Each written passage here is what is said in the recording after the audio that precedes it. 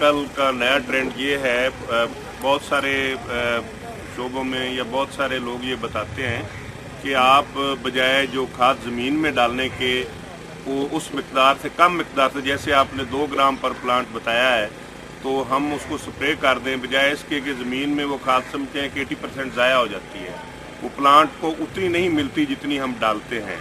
तो अपने अखराजात को कम करने के लिए और अच्छा रिजल्ट लेने के लिए उस प्लांट को हम जो है स्प्रे कर दें वो खाद। इसमें पपाया का क्या मतलब परफॉर्मेंस है? अब जहाँ पौधा जो है, जब आप देखते हैं कि स्ट्रेस में आ रहा है या मौसमी हालात बदल रहे हैं, तो फॉलियर स्प्रे उस टाइम किया जाता है। जड़ों जितनी खुराक पत्तों से नहीं उठा सकता, बाद पत्ते उसके इतने वेन्स जो होती है ना, वो इतनी हेल्दी नहीं होती कि उस खुराक को एवेपोरेट वो ले सकें।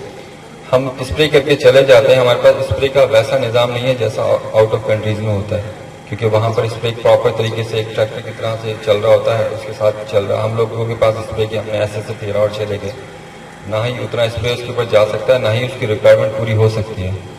फोलियर के अंदर आप उसकी रिक्वायरमेंट पूरी कर ही नहीं सकते। आपने नाइट्रोजन इसकी ज़रूरत है तो नाइट्रोजन तो उसने ले लिया हवा से, मगर जो नाइट्रोजन उसको ज़मीन से चाहिए वो ज़मीन से ही चाहिए होगी, ना कि उसको फोलियर स्प्रे से आप देंगे।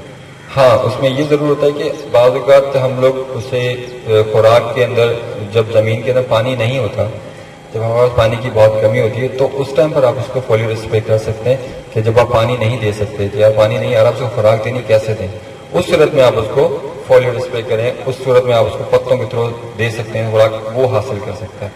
और ड्रेंच का, जैसे आपने कहा कि इसको बहुत कम खुराक की ज़रूरत है, अगर हम उतनी खुराक ड्रेंच कर दें या उस पौधे की साइडों पे ऐसे डाल दें जो सिर्फ उसी की जड़ों को लगे, बाकी ज़मीन में ना जाए, तो उसके क्या मतलब पाया? अब बाद औक़ात इसकी पपीते की जड़ें जो हैं वो, उसका डायामीटर जो होता है वो 5 फीट का होता है।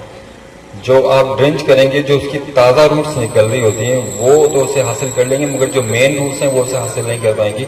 उसे उसी जगह पर चाहिए, जब जैसे पानी जाता है वो पानी के अंदर उसकी खुराक चाहिए होती है उसी टाइम। जैसे हम लोग खाना खाते हैं, एक मिसाल दे रहा हूँ, तो उसके साथ फौरन हमें पानी की ज़रूरत क्यों महसूस होती है कि वो खाना फंस ना जाए। हम जब उसको ड्रेंच करेंगे उसने वहाँ से लेनी है, मगर उसकी जो मेन जड़ों में जो खुराक की ज़रूरत होती है वो पानी के साथ ही वहाँ नहीं पहुँचती।